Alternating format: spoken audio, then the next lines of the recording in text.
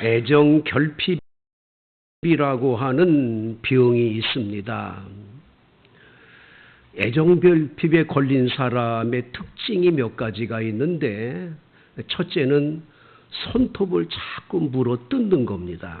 자꾸 손톱을 나도 모르는 사이에 물어 뜯는 버릇이 있다. 그것은 애정 결핍이 쉽습니다. 꼭 보시기를 바랍니다. 두 번째, 화를 냅니다. 어떤 순간에 벌컥 화를 냅니다. 그냥 저 화낼 일 아닌데 갑자기 저렇게 화를 왜 내지? 상대편은 생각지도 않았는데 갑자기 어떤 조그마한 일에 화를 벌컥 내는 거죠. 여러분 남편이 그런 남편이 있을지 모르니까 잘 보시기 바랍니다. 그건 애정 결핍의 결과라는 거예요. 세 번째, 남편이나 아내가 집에 없으면 너무너무 견디질 못하는 거예요. 그래서 자주자주 여보 잘 갔어? 어디야? 가면 갔다 아니면 아니다 그것도 문제지만 그래도 너무 자주자주 확인을 하는 거예요. 계속 확인하는 거예요. 왜 그러냐? 이 애정 결핍의 가장 큰 원인은 어렸을 때 부모로부터 깊은 사랑을 못 받아서 그래요. 여러분 중에는 교회에 나와서 하나님 아버지 그러면 하나님이 왜 아버지라고 그러냐? 좀 다르게 부르면 좋겠다. 왜? 아버지 그러면 술을 많이 먹고 와서 집안을 다 때려부시고 잠자는 자기에게 막 학대하고 엄마를 때렸던 그런 아버지 상이 꽉 들어있는 사람은 하나님 아버지 그러면 그 아버지가 떠올라서 하나님 아버지 아니면 좋겠다. 이렇게 생각을 하는 분들이 의외로 많다라는 거죠. 여러분 중에도 엄마로부터 애정과 사랑을 많이 받지를 못한 엄마가 자주 안아주고 머리를 쓰다듬어주고 얼굴을 만져주고 늘 손을 붙잡고 어디를 가주는 엄마가 돼야 되는데 꼭 밥 먹는 시간에 밥상 앞에서 욕을 하고 야단하고 그냥 이 새끼 저 새끼 하면서 막 함부로 욕을 하는 거예요. 엄마가 저주를 퍼붓는 거예요. 꼭 밥 먹을 때 그러면 얼마나 힘들겠어요. 여러분 동물들은요 밥 갖다 놓고요 고양이나 강아지 여러분 집에서 키울 때 밥 갖다 놓고 욕을 해봐요. 걔가 밥 안 먹나? 잘 먹어요. 근데 사람은 아니에요. 사람은 밥을 먹고 사는 게 아니에요. 그 밥에 담긴 사랑을 먹어야 되는데 밥상 앞에서 꼭 욕하라는 거예요. 꼭 야단하는 거예요. 끊임없이 밥상 앞에서 온갖 욕설을 퍼붓고 막 그러니까 얘가 밥 먹다가 밥이 들어오는 게 아니라 사랑이 들어와야 되는 건데 이 엄마로부터 사랑을 못 받는 거예요. 이게 평생을 마음속에 애정을 못 받은 결핍이 있어요. 결핍이에요. 시집 가면 남편한테 사랑받아야 되잖아요. 아버지 엄마한테 사랑 못 받았으면 남편한테 사랑받아야지요. 돈을 못 갖다 주면 말로라도 여보 I love you 이러면 얼마나 좋겠어요. 돈도 안 갖다 줘. 거기다가 I love you도 안 해. 그 얼마나 이 애정 결핍이 크겠어요.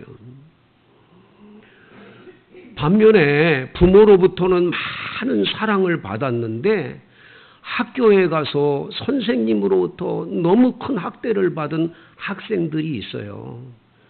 그 초등학교, 중학교 다닐 때, 고등학교 다닐 때 선생님으로부터 너무너무 불이익을 당하고 매를 맞고 사랑을 받지 못한 결핍이 있는 그런 분들이 있어요. 제가 아는 선배 목사님은 수학이 그렇게 싫대. 왜 그러냐? 수학 선생이 그렇게 자기를 학대했대.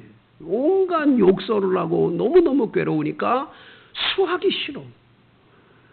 그 선생 하나가 아이 앞날을 막는 거죠. 막는 거.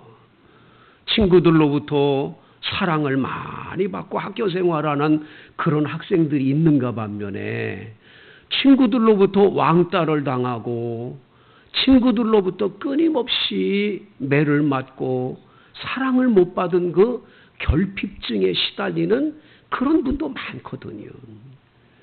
오늘 이 시대에 수많은 사람들이 왜 우울증이 오고 왜 많은 사람들이 잘못된 행동들을 하냐. 여러분, 우리는 그 범죄한 사람들, 저는 왜 저렇게 범죄했어? 하지만 범죄자들 그 뒷이면을 보면 많은 분들이 애정 결핍에서 오는 거라는 거예요. 오늘 본문 성경에는 애정 결핍증에 걸린 한 여인의 이야기가 나옵니다. 이 여인의 이름은 레아라고 합니다. 레아. 이름의 뜻이 레아 그러면 이름의 뜻이 산양, 산염소 이런 뜻이에요.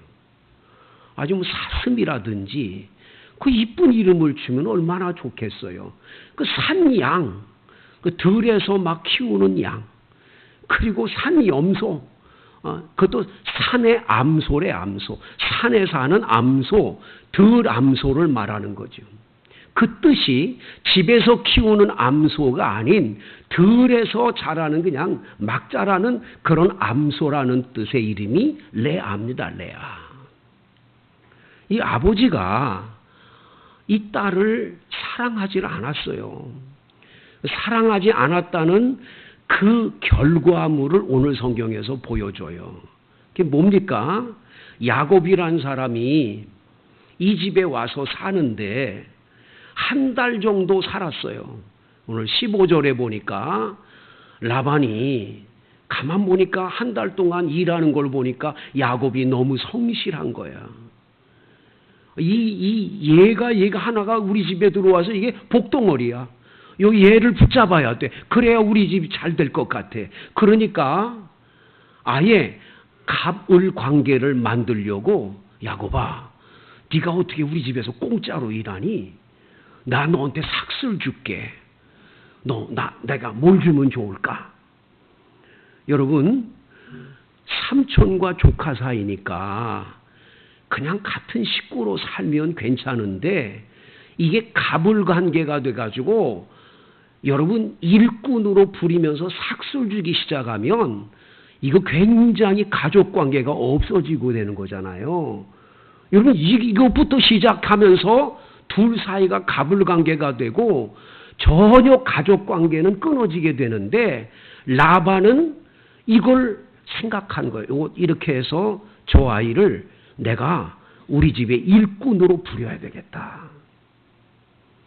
그러면 야곱이 이거 필요 없다고 그러면 되는데 오늘 성경에 보니까 16절 17절에 보면 라반에게 두 딸이 있는데 맏딸 이름은 레아, 둘째 딸 이름은 라헬이에요. 근데 여기 보면 17절에 레아의 시력이 약했다 이렇게 나와 있는데 시력이 약했다고 하는 히브리어 속에는 무슨 단어가 있냐면 무슨 뜻이 있냐면 얼굴 모양이 못생겼다는 뜻이에요. 못생겼다. 얼굴이 이쁘지가 않은 거죠. 왜?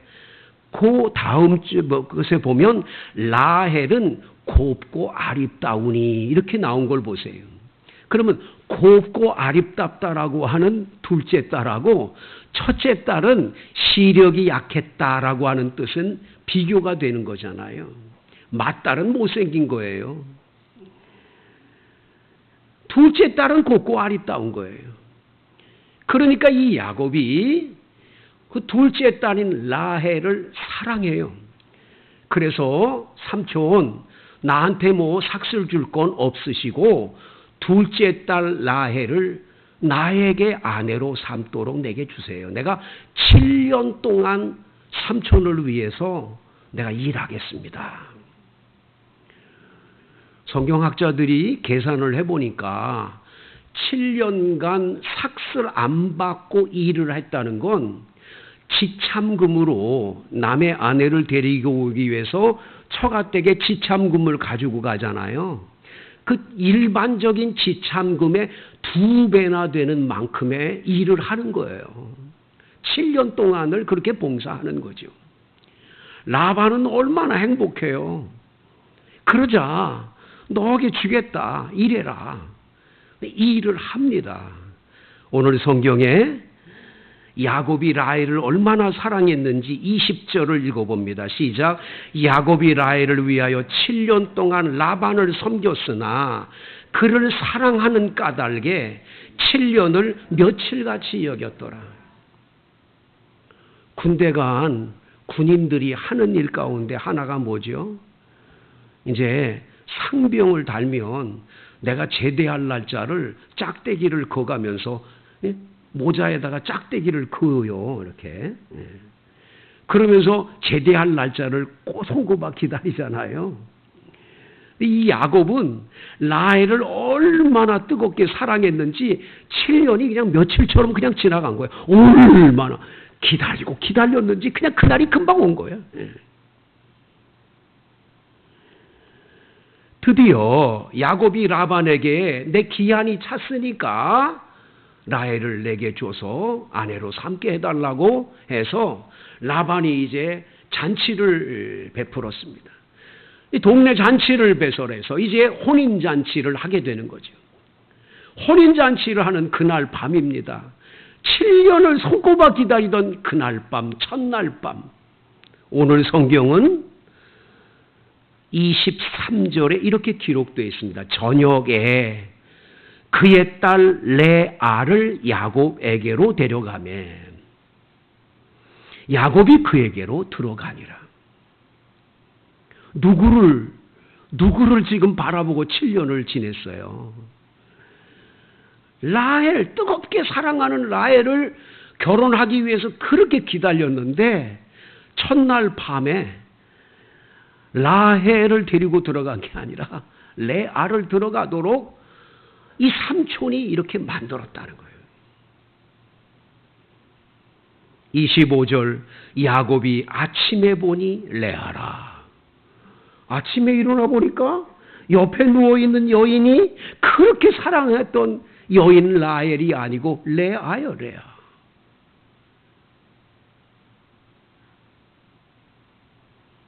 외삼촌이 완전히 속였던 거죠. 화가 나서 외삼촌 어떻게 이럴 수가 있습니까? 어떻게 나를 이렇게 속일 수 있습니까? 그 야곱도 잘못했지. 들어가기 전에 뭔가 이렇게 얼굴을 보고 들어가지. 왜 그냥 들어갔는지 몰라. 그 확인도 안 해보고 들어가가지고는 아침에 일어나 보니까 레아한 거예요. 라반은 이렇게 말합니다. 우리 지방에서는 언니보다 동생을 먼저 보내는 법이 없기 때문에 그랬다. 아주 둘러대기를 얼마나 잘 둘러대는지 몰라요. 그러면 미리 얘기를 하든지. 얘기도 안 해놓고 그렇게. 네가 이제 이 7일을 채우라고. 혼인잔치를 7일 동안 하는데 7일 동안을 채우라고. 7일 동안 잔치를 하고 그 다음에 라헬을 데리고 가라고. 그리고 너는 기억해라. 7년 동안 더 좀 일을 해라고.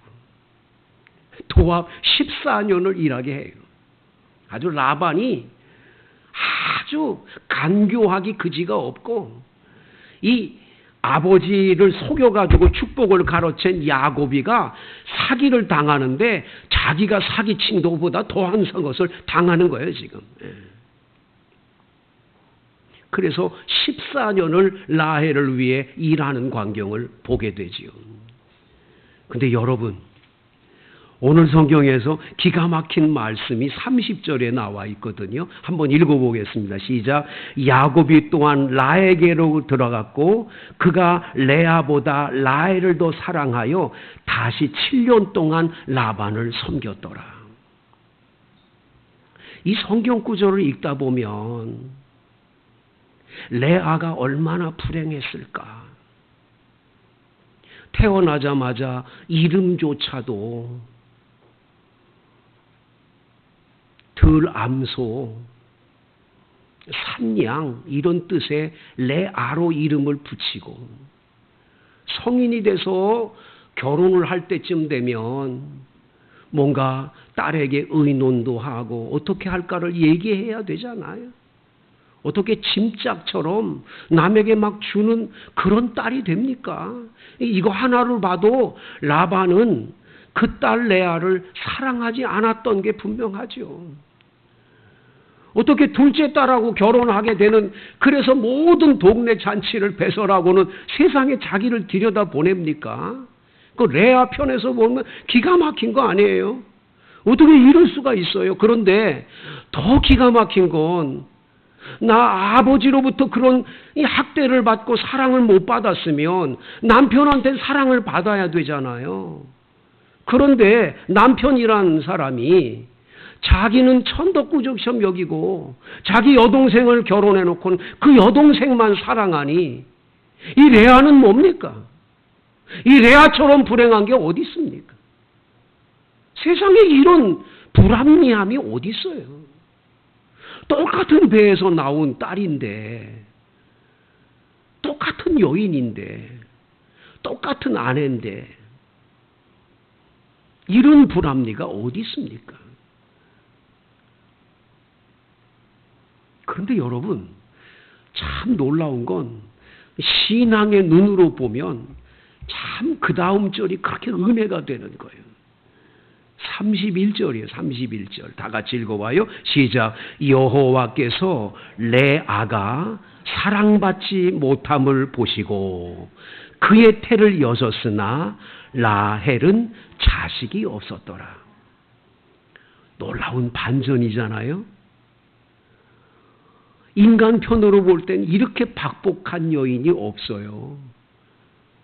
정말 너무 박복해.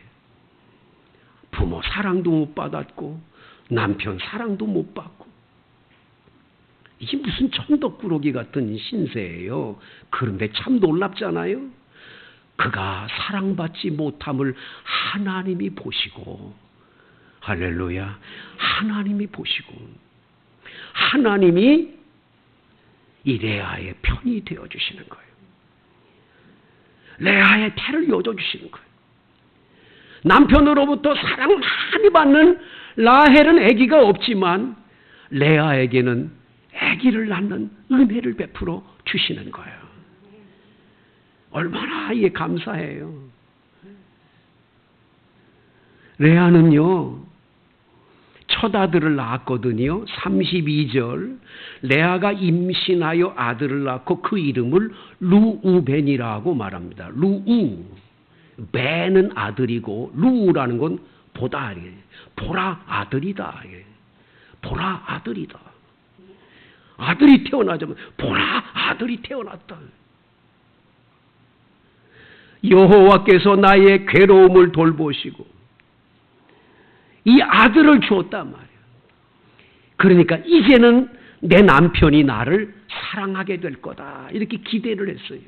남편 나 이제 사랑하겠지. 왜? 아들 낳았으니까.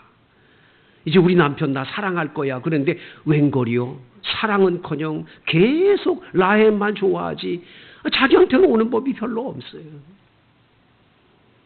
근데도 어쩌다가 또 그 집에 그 방에 들어가가지고 또 아들을 낳는 거예요. 하나님이 참 신기한 거예요. 가물에 콩 나듯이 가는데 꼭 가면 아들을 낳는 거예요. 33절. 그가 다시 임신하여 아들을 낳고 이르되 여호와께서 내가 사랑받지 못함을 들으셨으므로 내게 이 아들도 주셨도다. 그의 이름을 시므온이라. 들으심. 하나님이 내 한숨 소리를 들으셨어. 그 긴 밤을 남편이 오나 안 오나 기다려도 오지 않는 긴 밤의 한숨 소리. 하나님, 나는 왜 이렇게 박복해요? 아들 하나 낳았으면 남편 나한테 올 줄 알고 나 사랑할 줄 알았는데 어떻게 이럴 수 있어요? 그 한숨 섞인 기도를 하나님이 들으셨다. 들으셨다. 남편한테 사랑 못 받은 그것을 하나님이 다 들으셨다는 거예요. 34절 그가 또 임신하여 아들을 낳고 세 번째 아들을 낳았어요. 그는 세 번째 아들을 낳은 다음에 이렇게 말합니다. 내 남편이 내가 아들 셋을 낳았으니까 지금부터는 나하고 연합함이라. 연합. 이제는 하나가 됐다. 하나. 연합함이라는, 여러분 여기 레위라고 이름을 지었다는 거예요. 레위. 연합했다. 근데 여러분 웬걸이요? 연합은커녕 무슨 연합이에요? 끝까지 라헬만 사랑해요. 레아는 뭐 눈에 들어오지 않는 거예요. 얼마나 레아가 남편 사랑을 받고 싶으면 맏아들, 둘째 아들, 셋째 아들, 루벤, 시므온, 레위를 낳아도 남편은 별로 그렇게 사랑하는 사람이 아닌 거죠. 그런데 여러분 네 번째 아들을 낳을 때 비로소 레아는 깨닫게 돼요. 그게 뭐지요? 네 번째 아들을 낳을 때 어떻게 했는지 35절 읽습니다.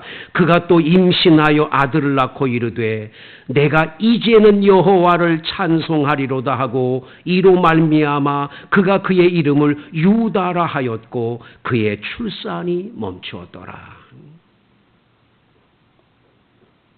이제 남편 사랑? 아니요. 남편한테 사랑받고 싶었고 또 사랑받고 싶고 그 사랑에 목말라 있었는데 레아는 아들을 셋 낳아도 남편이 돌아오지 않을 때 네 번째 아들을 낳으면서 레아의 신앙관이 바뀌어져. 여보 남편 나 사랑하게 해주세요. 하나님 사랑 안 해주거든요. 근데 이제 뭘 깨닫지요? 하나님이 날 사랑하는 거를 알아요. 남편은 사랑 안 했고 부모님한테도 사랑 못 받아도 나를 사랑하는 분이 계셔. 그분이 하나님이셔. 나는 이제 그분을 찬송할 거야. 그래서 유다라는 이름으로 그 아들의 이름을 바꾸는 걸 보게 되는 거죠. 사랑하는 성도 여러분, 예수님은 왕궁에 있는 왕이나 고관들에게 찾아가서 그들의 친구가 되신 분이 아니죠.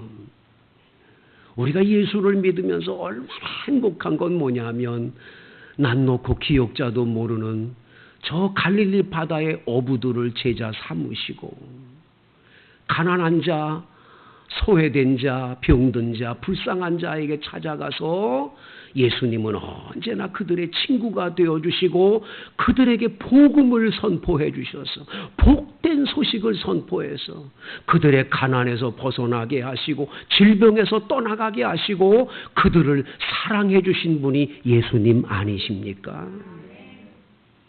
우리 주님의 사랑을 우리는 여기서 보게 돼요. 레아처럼 애정 결핍에 완전하게 이렇게 휩싸여서 남편 사랑 못 받고 살면서 왜 남편은 나를 안 사랑할까? 나는 왜 이렇게 박복해? 엄마 아빠로 사랑 못 받았는데 이게 뭐야? 이 세상에 그 누구도 사랑을 해줄 사람이 없는 불쌍한 신생인 레아. 근데 하나님은 그에게 찾아와서 그를 사랑해 주시는 걸 보게 되지요. 사랑하는 여러분, 우리 예수님께서 그렇게 가난한 자, 어려운 자와 함께 계시다가 하늘로 승천해 올라가시면서 우리를 위해서 우리 각 사람 한 사람의 속에 마음 속에 들어와서 같이 계실 분을 보내주세요. 그분이 보혜사 성령님이세요. 이 보혜사라고 하는 말은 파라클레토스, 곁에서 도와주는 자예요. 위로자예요. 곁에서 늘 선생님이 되어 가르쳐주고 상담가가 되어주고 길을 안내해 주시고 이끌어 주시는 성령님이 여러분 안에 계시는 줄로 믿습니다. 그 성령님은 소외된 자, 누구도 몰라주고 누구도 같이 곁에 있어주지 않는 여러분 안에 같이 계시는 분이 그분이신 줄로 믿습니다. 전라남도 신안군에 섬에서 한 여자아이가 태어났는데 첫째 딸도 딸, 둘째 딸, 세 번째 딸로 태어났으니까 세 번째 딸은 너무 이쁜 딸이라고 뭐 보지도 않고 데려간다. 그건 거짓말인가 봐. 딸만 낳았다고. 얼마나 그 엄마가 구박당하고 이 애가 태어나자마자 딸이니까 그렇게 미워하는 거예요. 너무너무 미워하는 거예요. 언니들은 학교 보내는데 이 딸은 학교도 안 보내주고 공부도 안 시키는 거예요. 일만 하라는 거예요. 17살 처녀가 됐다가 17살에 시집을 일찍 보냅니다. 시집을 갔는데 첫날 밤에 남편이 안 들어와. 너무 희한해. 왜 안 들어올까? 다음 날도 안 들어오고 다음 날도 안 들어와. 10년을 안 돌아. 이 남편이 다른 여자하고 바람이 나가지고 딴 데 가서 살림 차리고 사는 거예요. 남편 없는 집에 10년 동안을 시아버지 시어머니를 모시고 사는데 시아버지가 이 박복한 이 며느리 너무 불쌍하니까 너 소원이 뭐니 물어봤어요. 아버님, 저는 일자무식이에요. 학교를 못 가봤어요. 한글이라도 깨우치고는 좋겠어요. 시아버지가 밥만 먹으면 기역, 니은, 디귿, 리을을 가르쳐서 겨우 한글을 깨친 거예요. 10년 만에 남편이 돌아와가지고 너무 반가워서 나갔더니 옆에 임신한 여자를 데리고 왔어. 해상관 하라고. 세상에 어떻게 그럴 수 있어요? 그래가지고 처음에 아기 낳은 걸 그걸 해상관을 해준 거예요.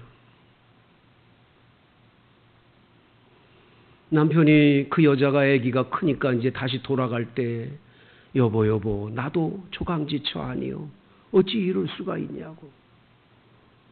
나하고도 살아야 되지 않느냐고. 그 남편이 이렇게 말합니다. 임금이 개하고 말하는 거 봤냐? 욕하는 거예요. 세상에 어떻게 그럴 수가 있어요?